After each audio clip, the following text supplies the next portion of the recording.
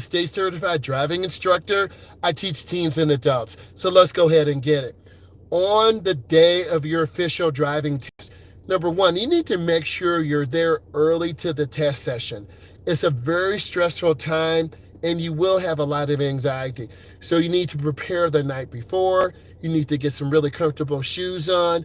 Thin sole shoes are very good.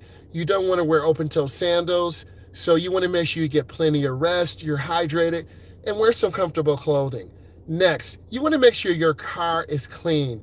You don't want to have a junky car. You don't want to have wrappers in there smelling like bacons and turkey and all that nasty stuff. Clean your car. Make sure it smells good. Thank you so much. That really means a lot. And I'm going to go live more and connect with you guys. So we're talking about the Fisher Road test. And I hit 10K. So that really means a lot. And I'm so blessed and humble. So I want to speak about what I know and speak truth and really encourage the community. So leave some comments. Also in that test, wear something comfortable. Wear a color that makes you feel good. I like purple. I like nice colors. Wear something that makes you feel good. Get a nice haircut. Those things are important because if you look good, you feel good, you're going to drive good. So your car is clean. You had a nice little breakfast. Don't eat too much. You had a nice little breakfast. Make sure your windows are clean inside and out. You need to make sure your headlights and taillights work. They should not be cracked. They should be working. You should have an update registration and proof of insurance, at least about a half a tank of gas, okay? So your car's looking good. Everything is good. You want to bring your paperwork with you. Your segment 2 certificate. You're over 16. You have your 50 hours or 80 hours or whatever the requirements are in your state or province across the world, because I have viewers across the world, and thank you, I'm blessed. So you have all these legal documents. You might have to have a parent or guardian with you. They won't be in there with you when you're doing your parking. Example, at my state, in my location, you have to parallel park. If you can't parallel park, you won't pass the test. You have something called a stop line. You have to pull all the way up to the stop line, but not go over the line, okay? Next, you need to be able to reverse park in between cones. If you can do those 3 maneuvers and get less than -5, you're good. You're going to pass. But now you got to get on the road. So now here comes the real part, you getting on the road. So you're going to be making a series of right turns, left turns. It doesn't matter how you turn the wheel. Now in the UK, that's a whole different ball game. It's hand to hand. You're driving a manual. In the United States, I'm from the United States, no shade. We have family members, people across the world. In fact, my uncle lives in Amsterdam. Hey, Unc. You need to be able to show vehicle control. If you don't show vehicle control, and I'll give you an example, if you hit the curb, that could be grounds for failure. You should not be hitting the curb when you're doing your driving test. You have to show control. Here's another tip. You should not be running red lights. If you run red lights, they could terminate the test instantly. But what if the light turns yellow? You have been driving for long enough. You should understand how to properly time yourself going through intersections. You want to look at the crosswalk sign. If the crosswalk sign is flashing, it's probably a stale green light. If you know what I'm talking about, give it a thumbs up. A stale green light has been green for a long time. Now the light could change. If you're in your intersection and the light changes, you proceed with caution. If you can stop in 3 seconds, 1001, 1002, 1003, you're good. Next, left-hand turns. We all have a lot of nerves and anxiety. My daughter's been through the road test. I was a nervous wreck. Her best friends have went through the road test. You get nervous. There's something called a protected left turn. You have a blinking yellow light. You proceed when it's clear. In some intersections, listen to me, you have a blinking red. If you yield to traffic and it's clear, you proceed with caution. Otherwise, you wait till that green arrow. And when that green arrow comes, listen to me, you have to turn in the nearest lane. The nearest lane is by the double yellow.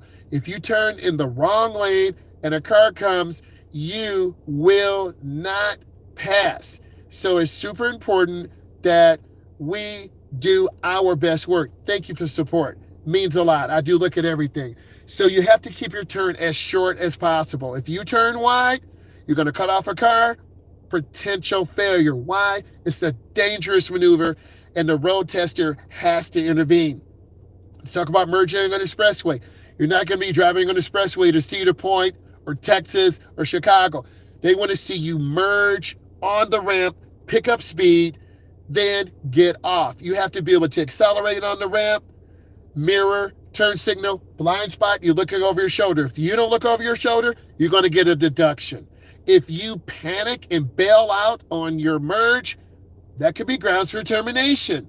So it's a really easy thing to mess up on, but you have to be mentally ready.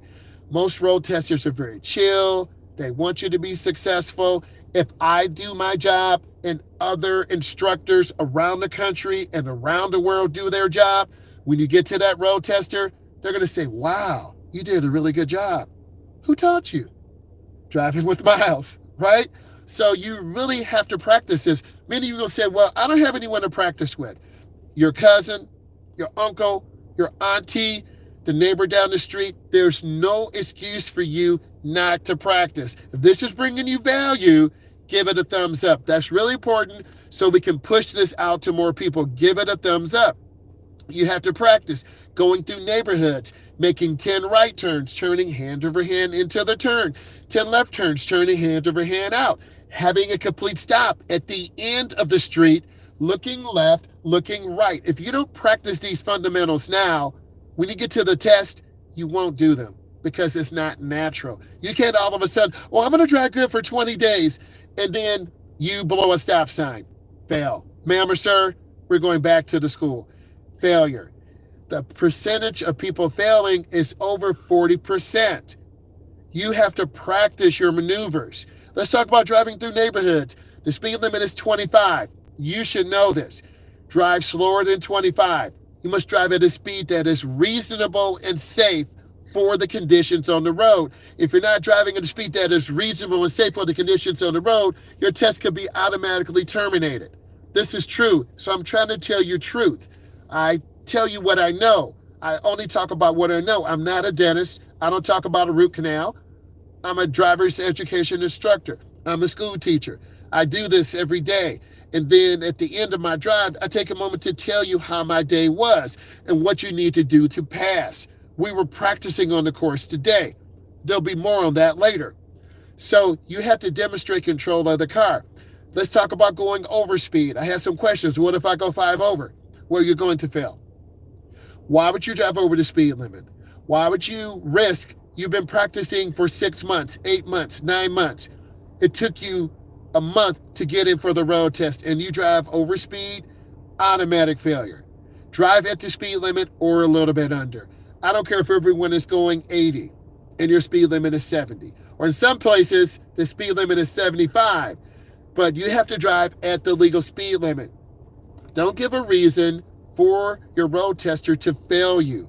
Rolling stops. You don't make complete stops. Stop means stop for 3 seconds. I had someone say, you're really stopping for 3 seconds? I looked it up. A complete stop is anywhere from 1001, 1002, 1003 to 5 seconds. You have to have a complete stop. And if you don't practice these things, you won't internalize them. If you don't visualize these things, you won't do well when you're under pressure because the tester will sit next to you, pretend I'm the tester. They're going to have a clipboard. They're not going to tell you, oh, you're going too fast. Oh, you didn't look left and right. They're just going to mark you down. And then you're going to be upset and crying because you're going to fail the test, and then you're going to be mad. Practice these fundamentals. Don't give the tester a reason to fail you. I'm speaking fact. I'm speaking truth. I only talk about what I know, okay? And I know about this. So now you're driving at the safe speed limit. Good. You made some left turns in the correct lane. Good. Now it's time for you to drive through the neighborhood. You're about 35. You better drop that speed down under 25 miles an hour. You come to an uncontrolled intersection. There are people speeding in this parking lot, so that's why I'm looking around. So you'll see that car flying by. See that car flying by? They're doing crazy stuff in this neighborhood. You don't know what's going on. But You have to say, okay, I've merged on the expressway. Good. I went through the neighborhood. They have a route to take you on anywhere from 35 to 55 minutes, right? You're going to make a series of right turns, a series of left turns. You're going to be merging on the expressway, right? It's really important. Yes, support me, subscribe. I'm here to help. I'm preaching real because the algorithm will push it out to people who really need this. And I'm a state certified driving instructor. Just bringing you value, give it a thumbs up. Real. So you have to drive through a neighborhood. You got to show vehicle control. And if you're scary and nervous, drifting in the lane, hugging right, hugging left, minus. Every state and province has a different scoring system. Max in my location, 25 minuses.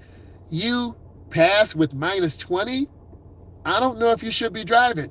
You should miss less than 5, less than 4. If you're merging on the expressway, you're not looking over your shoulder, minus. If your instructor has to intervene from you hitting the curb, 5 minuses and maybe potential failure.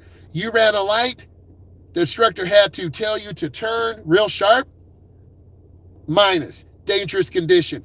Anytime the instructor has to intervene, that's potential failure. Okay? Practice these good fundamentals. But what if you're driving in the rain? Go slower. Only drive when you need to. And the UK does help. But the UK, and I'm finding out my brothers and sisters in the UK, the test is quite more complex. You're driving a manual. I'm not scared of a manual. I know how to drive a manual. You have to go through roundabouts. We have roundabouts here in the United States. Okay, I'm going to make some videos on those. We have 2-lane roundabouts, single-lane roundabouts. There's some other multiple-lane roundabouts in a county over from us. So I don't really get a chance to get my students over there. But if you don't practice, and thank you for the roundabout tip.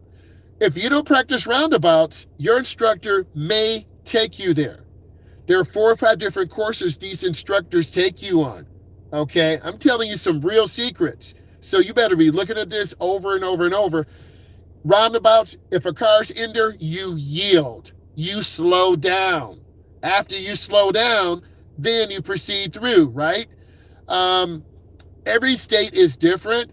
It's usually 14A to 14.9 where I'm from. After 3 months, you come back to take segment 2. Right? You have 30 hours on your belt. You're 15 and a half, 15.7, 15.9, maybe 16.1. Okay? At some states, you can't drive until you're 16. Some, you're 17. Okay? Driving is a privilege. I'm going to say this again. Driving is a privilege, not a right.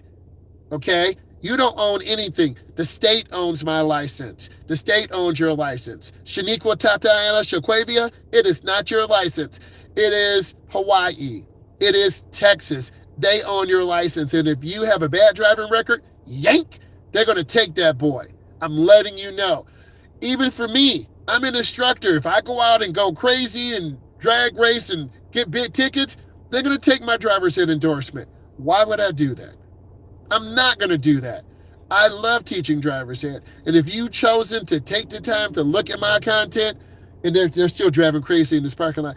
If you chose to look at my content, I want to bring you real value. I want to tell you what I've been through today. So we had a lot of kids going expressway today, merging out really nicely. Some went too slow, some went too fast. We had a lot of kids going through roundabouts, having pretty good speed control going in, good speed control going out.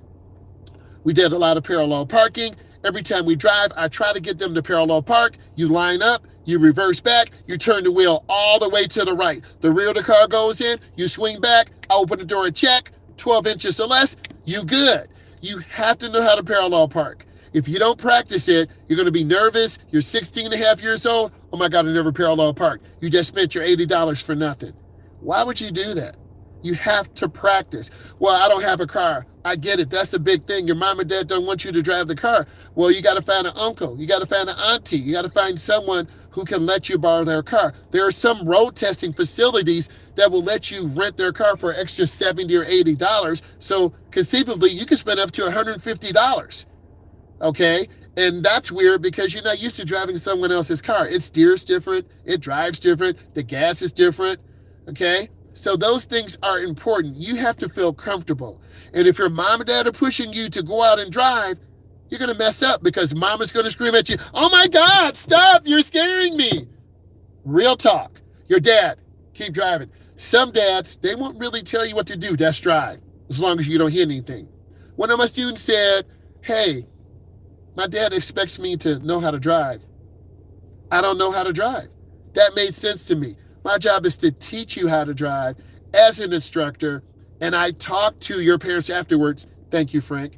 Always talk to the parents. Always give them feedback, whether it's good or bad. Give parents feedback. They want to know. They appreciate that. So I tell parents, hey, your son or daughter did good. They had good lane positioning. They had great speed control.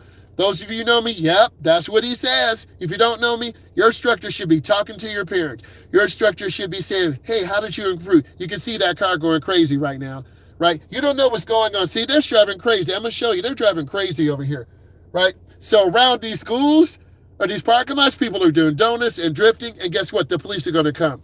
I'm not getting caught up in that, okay? So you have to practice, and if you don't practice, you won't feel comfortable.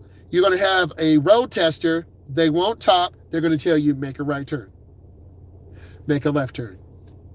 I'd like you to merge on the expressway. I'd like you to get off at the next exit. I'd like you to make a right turn in this neighborhood. They're going to be hitting stop signs. Do you think they're really going to take you in a neighborhood that is easy? No. They have to let the state know about the route. I'm giving you inside information. Okay, if this is bringing you value, give it a thumbs up. They have to have a certain number of stops, of right turns, of left turns, okay? You have to be able to demonstrate total vehicle control. Ladies and gentlemen, I want to say thank you. This is bringing you value. Subscribe, thumbs up, like it. I hit over 10,000. I'm going to find that 10,000th person that got me there. I'm going to get you a gift card. I love you and appreciate you. I'm going to head home, edit some videos. I want to say thank you. I appreciate you. Watch my content. Bye, guys.